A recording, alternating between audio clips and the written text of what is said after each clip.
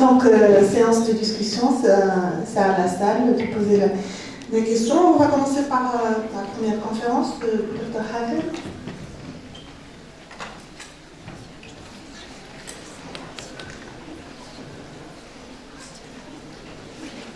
Ça estime, c'est marché. D'autres questions, là au fond, les jeunes?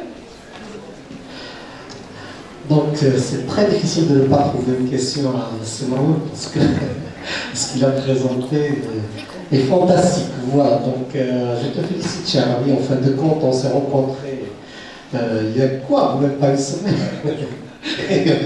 Mais c'est un plaisir de te remarquer. Donc en fin de compte, parce que tu sais, il y a plein de choses qui se font, mais si on avait à donner des priorités et pour ce que tu mets, qu'est-ce qu'on ferait en premier? Alors, parlons du contexte marocain. Voilà. Aujourd'hui, la réalité du Maroc, elle est telle que nous avons une multitude de zones enclavées. Il y a eu un travail de recensement qui a été fait par l'Université de 26 sur le recensement des zones enclavées marocaines, ce qu'on peut appeler un vrai désert médical. Quelle est la définition de désert médical français?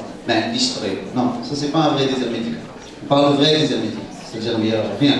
C'est-à-dire que quand ils veulent, par exemple, aller voir le médecin, il est impératif qu'ils prennent un transport spécifique sur le Kawer, le village se cotise pour donner de l'argent, pour que la personne descende à l'hôpital le plus proche. L'hôpital le plus proche, comme on dit, donc ma fille, spécialité de l'Ekhassa, sur le secteur de l'hôpital régional, on parle de vrai. Il y en a 220.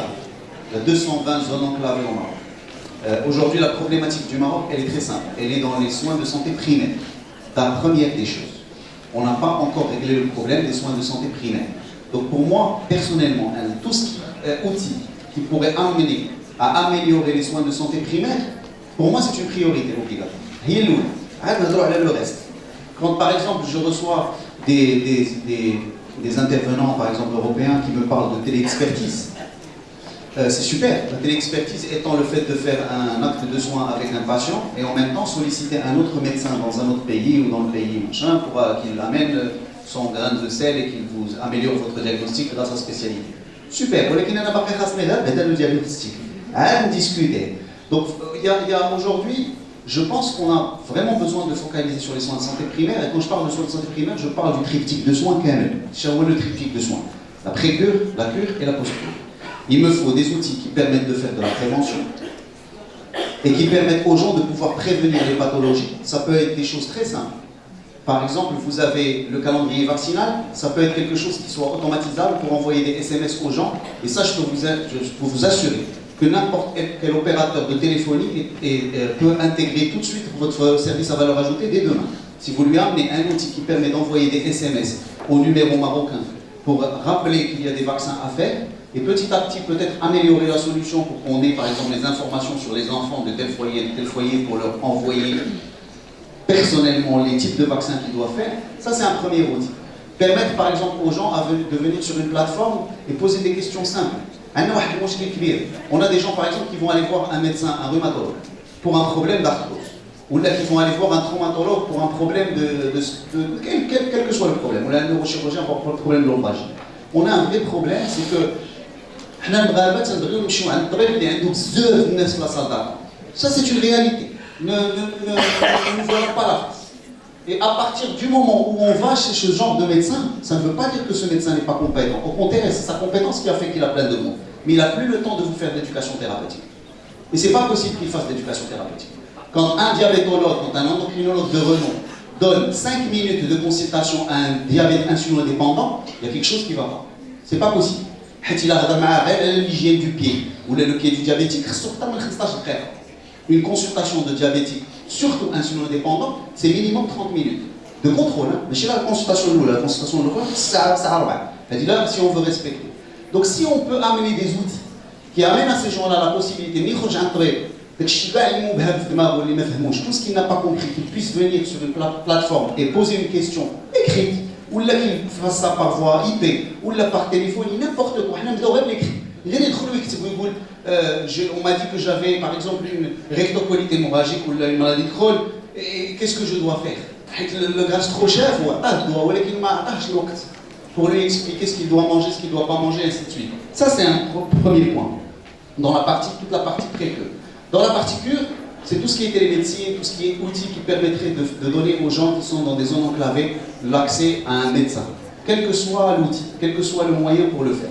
Et vous avez tout ce qui est post-cure, donc le fait de pouvoir faire le suivi à distance de ces patients-là sans les amener à chaque fois à revenir jusqu'à l'hôpital pour qu'on leur donne un soin. Donc pour moi, la priorité, c'est les soins primaires. Ensuite, par la suite, il y a d'autres choses qui peuvent être développées, mais pour moi, la priorité, c'est les soins primaires.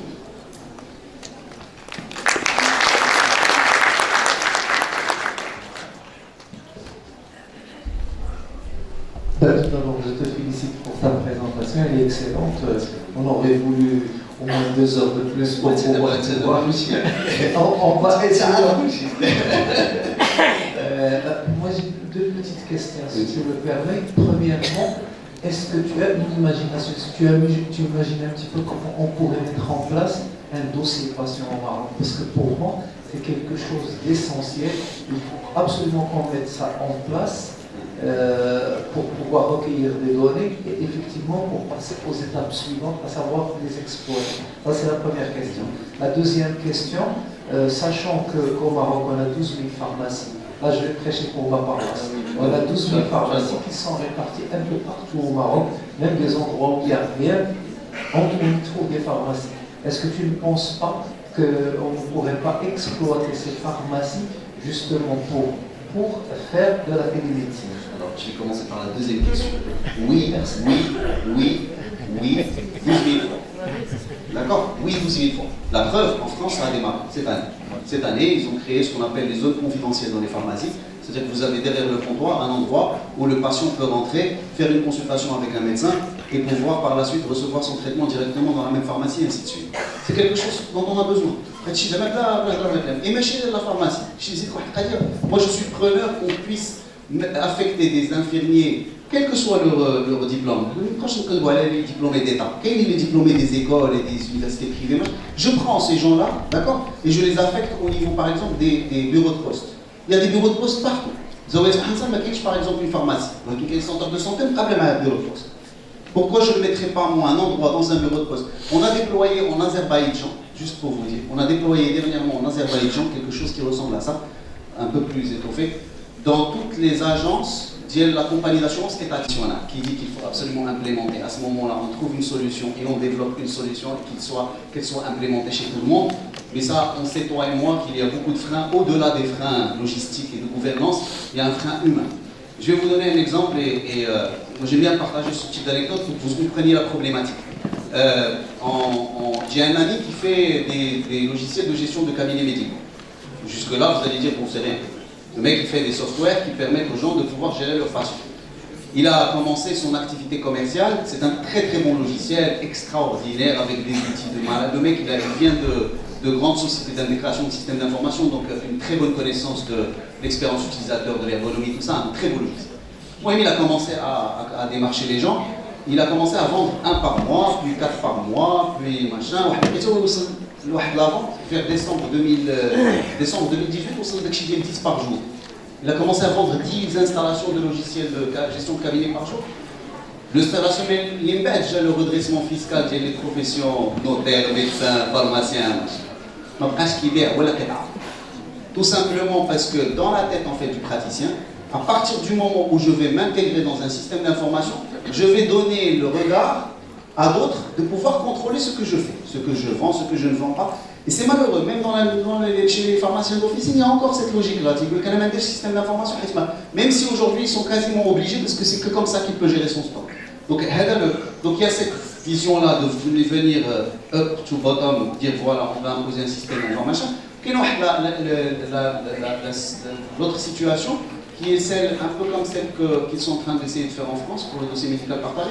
C'est-à-dire qu'on va créer une application web dans laquelle il y a un dossier médical et c'est les patients qui délibérément vont aller là-bas et s'enregistrer et avoir un code barre ou là par exemple à travers la blockchain ou la machin, avoir une petite carte quand il rentre chez le médecin il insère cette carte dans un lecteur, il arrive à avoir toutes les données. Qu'est-ce qui est le mieux? Franchement, ça dépend de la population cible. Nous, on a une grosse partie de la population, comme ce que j'ai dit tout à l'heure, illettrée. Les chiens analphabètes, les illettrés, c'est encore pire, il y en a plus. Et les illettrés, à ce moment-là, on ne peut pas s'amuser à leur donner, à faire eux-mêmes leur dossier médical patient. Peut-être commencer par des initiatives régionales et généraliser. Mais tout vient du patient. À mon avis, il faut réfléchir comment faire pour que le patient adhère à ça. Merci beaucoup, Dr. Hakem. Dr. Leila Rbeni. Merci beaucoup, Dr. Hakem. Vous avez justement rebondi par rapport à la question que j'avais en tête. Je me joins à Dr. Draji. Quand on parle de médecine, on dit thérapie et donc observance et sensibilisation, ainsi de suite, pharmacovigilance. Et qui dit aussi, zone enclavée, dit aussi taux d'analphabétisme très, très haut. Justement, ma réflexion était comment, d'autant plus que le ministère de la Santé a déjà instauré on va dire un plan télémédecine et a déjà choisi quelques zones enclavées encore. Donc ma réflexion, vous avez déjà rebondi sur le sujet, mais si vous voulez bien nous expliquer encore comment est-ce que la télémédecine peut être opérationnelle quand on est face à des citoyens plutôt illettrés. Alors, le texte de loi, la vérité, il a été bien taillé. Franchement, on s'est inspiré un peu des textes de loi français, mais on est arrivé sur des partie de ces textes de loi et on a essayé de prendre en considération le contexte marocain. Parmi les changements qu'il y a eu, c'est que la téléconsultation étant le fait de réaliser un acte de soins à distance par un médecin et le patient étant dans un autre endroit à distance, en France, la deuxième partie de la phrase, c'est le patient peut être accompagné par un professionnel de santé. Au Maroc, le patient doit être accompagné d'un professionnel de santé. Donc aujourd'hui, le déploiement télémédical à travers les ressources du ministère de la Santé publique ne pose pas de problème. En tout cas, les centres de santé font des infirmiers. Aujourd'hui, ce qu'on apporte, c'est un soutien aux infirmiers qui utilisent ce genre d'outils, bien entendu avec le malade d'un mot. Et ce n'est pas l'infirmier qui parle au patient, c'est le médecin qui parle au patient parce qu'il y a une vidéoconférence. Donc c'est le médecin qui lui parle directement, qui fait l'interrogatoire avec lui. L'infirmier ne fait que techniquer le patient. C'est-à-dire qu'il lui dit la tension artérielle. Je vais recevoir les paramètres dessus, je le fais. C'est juste ça. Mais c'est déjà fait, il n'y a pas de problème. La première fois, quand on m'a demandé d'aller faire un test sur un niveau, on a choisi un niveau, vous savez, pour les raisons médiatiques du village. Le jour où on nous a dit d'aller faire le premier test à niveau, ma première hantise était est-ce que ces gens-là qui n'ont pas vu un médecin en chair et en os depuis très longtemps vont accepter de parler à un médecin à travers un écran? C'est passé comme dans du beurre. Et finalement,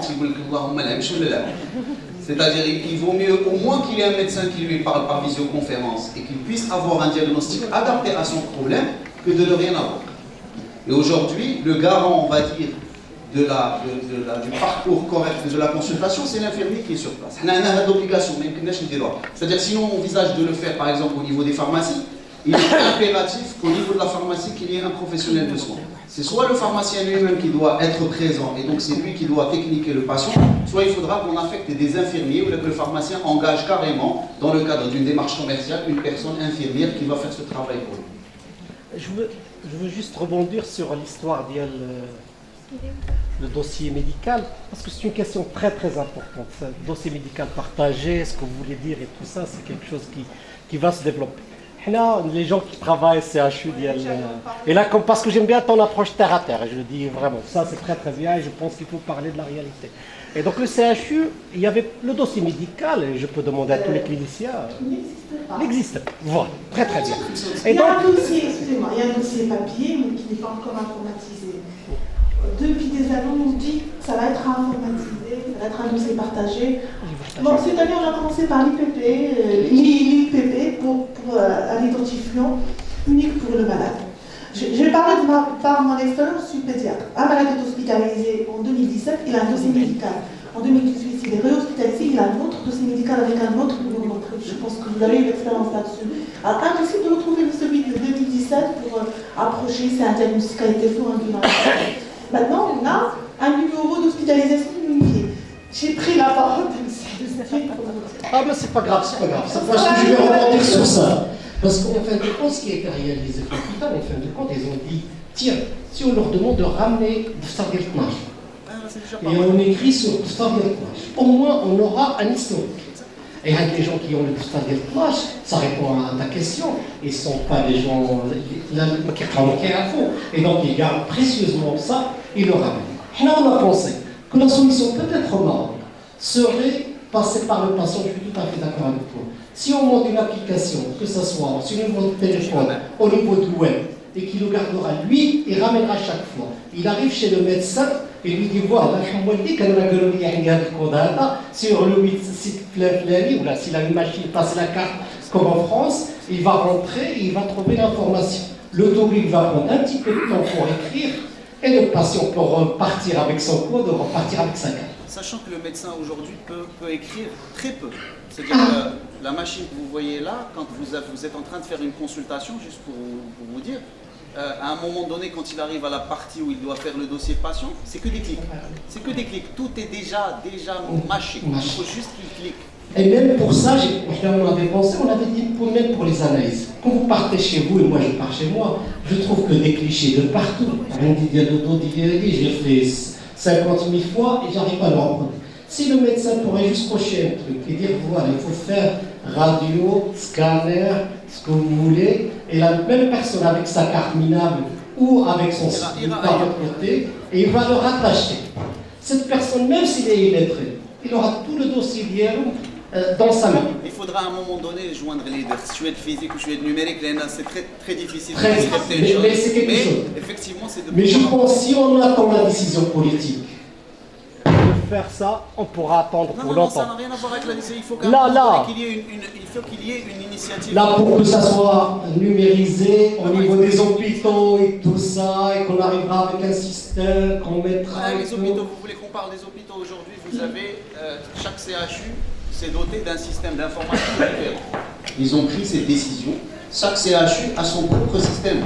Il y a Medasys, je crois, qui est implémenté ici. À Marrakech, c'est un autre.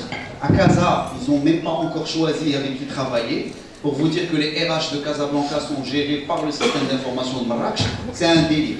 D'accord? Donc vous imaginez que quand on ne se met même pas d'accord sur le SIH qu'on va implémenter pour que demain ou après-demain on puisse avoir de l'interopérabilité, c'est très compliqué, la volonté politique et tout ça, elle est très compliquée à avoir. Maintenant, il y a des initiatives qui sont en train de se mettre en place. Alors il y a l'initiative française d'un urologue, un jeune urologue rénois qui a créé un produit qui s'appelle Passeport Santé.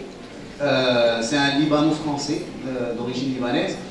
Il a créé ce Passeport Santé qui existe maintenant à travers le monde. Il est bien financé parce que derrière lui il y a des grands fonds d'investissement. Et aujourd'hui il cherche à rentrer dans d'autres pays, notamment le Maroc et tout ça. Je sais qu'il est en train d'essayer de voir comment faire pour arriver. Mais je vous dis de l'autre côté, si on veut faire modéliser tout ça. C'est possible. S'il n'y a pas de banque de données, parce que c'est plus important, c'est pas en fin de compte à court terme, c'est vraiment le patient. Mais à long terme, on ne pourra jamais modéliser les pathologies marocaines si on n'arrive pas à avoir des banques de données des patients marocains. C'est le problème majeur du pays. On n'arrive pas à avoir de décision parce qu'on n'a pas de données. Moi, je veux parler de notre expérience. Au centre de consultation, c'est un nouveau centre, avec un nouveau chef, on nous a doté de dossiers consultation. Mais à chaque moment, il y a Fatem Zahra qui m'accompagne à chaque consultation, ça bug. On est obligé de reprendre. Voilà. Et puis après, il faut remplir les données. Parce que dans notre système, il faut dire, c'est pas comme à l'étranger, on ne voit pas 5 malades, on a le temps d'avoir le dossier médical avec tout l'enregistrement et même la lettre de transfert du médecin régional dans le dossier informatisé. On a 20 malades, 24 malades à voir sur une matinée, sur une plage pour voir. Donc vous voyez, il y a tout le système qui doit être revu. Et j'adhère à ce que vous avez dit, il faut qu'on ait une zone de transition avec tout ce qui est manuel et en plus électronique. Et moi je vous félicite pour votre vision parce que c'est important d'avoir quelqu'un du terrain et qui connaît très bien la problématique du patient marocain quand même. On ne va pas intégrer, rêver à utiliser des outils de digital health en ne sachant pas qu'est-ce qu'il faut prioriser déjà et comment il faut l'impliquer. On a un taux d'analphabétisation qui est énorme encore chez nous et ça va arriver avec tout ce qui arrive. Donc il faut quand même savoir utiliser tout ce qui est à l'étranger et le manufacturer par rapport à ce qu'on a en terrain. Juste une question, pardon. On va voir le web flambé avec des scores prédictifs, des scores d'évaluation, ce que vous avez présenté sur l'âge, il y en a 36 000, il y a GSK qui envoie aussi la CT sous forme d'un mobile score. Est-ce qu'il y a un système de sécurisation par rapport à ça? Parce qu'on peut avoir des propositions d'aller prendre un traitement ou une dose spéciale et on aura plein de scores qui vont être vendus, comme vous l'avez dit tout à l'heure de la Watch. Est-ce qu'il y a un système qui est instauré ou qui va être instauré dans la vie? Alors d'abord, la première des choses, pour tout ce qui est dispositifs connectés, tout ce qui est dispositifs médicaux, tout ce qui est même application aujourd'hui, beaucoup de pays ont adopté l'attitude que ce sont des dispositifs médicaux et en tant que tels, ils doivent être enregistrés. Ce qui veut dire que ça passe obligatoirement par des dossiers d'enregistrement avec des études à l'appui, des études pivotales, des études éventuellement cliniques de cohorte. Il faut absolument qu'il y ait ça. Ça permettrait vraiment de supprimer déjà une partie de tout ce qui existe et qui ne fonctionne pas et qui éventuellement pose des vrais problèmes de protection. L'année dernière, en 2018, il y a eu, juste sur iPhone, je ne sais pas si vous imaginez, juste sur iPhone, il y a eu 100 000 nouvelles applications mobiles de e-santé. Quand j'en ai parlé une fois, tu te rappelles, c'est Abraham, quand j'en ai parlé une fois, les gens ils ont dit waouh, super. Et moi, en fait, c'était pas le but, c'était pas de dire il y a 100 000 applications, c'est super. C'était de dire mais c'est pas possible qu'il y ait 100 000 applications. Ça veut dire que certainement il y en a chaque fois pour le même concept, il doit y avoir 10 000 équivalents. Donc déjà, ça c'est un problème. Tout ce qui ne veut absolument rien dire. Donc je pense que le premier point, c'est qu'il faut que, même au Maroc, on adopte cette idée que tout ce qui est application de e-santé est un dispositif médical qui doit être enregistré, qui doit passer par les normes d'enregistrement, ça c'est le premier point.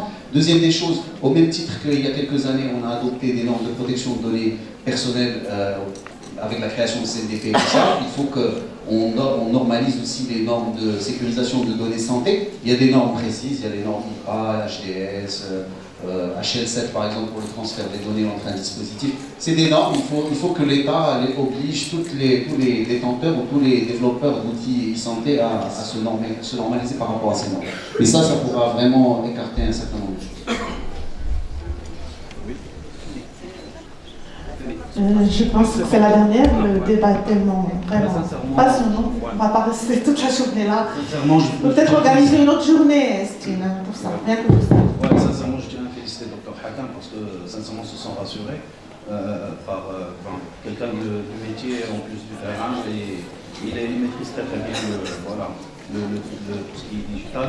Ma question est la suivante, comment on peut contrôler les dérapages, on va dire. Les dérapages. Donc c'est ça notre... Alors d'abord sur la télémédecine, comme je vous ai expliqué, il y a une réglementation, c'est-à-dire l'exercice de la télémédecine obéit à la loi et l'exercice médical. Donc déjà il y a la loi forte de Kolchielchi. Après il y a le décret, comme je vous ai expliqué, qui évite qu'il y ait des dérapages, parce que dans le décret, il y a un certain nombre d'obligations pour pouvoir faire de la télémédecine et des choses comme ça.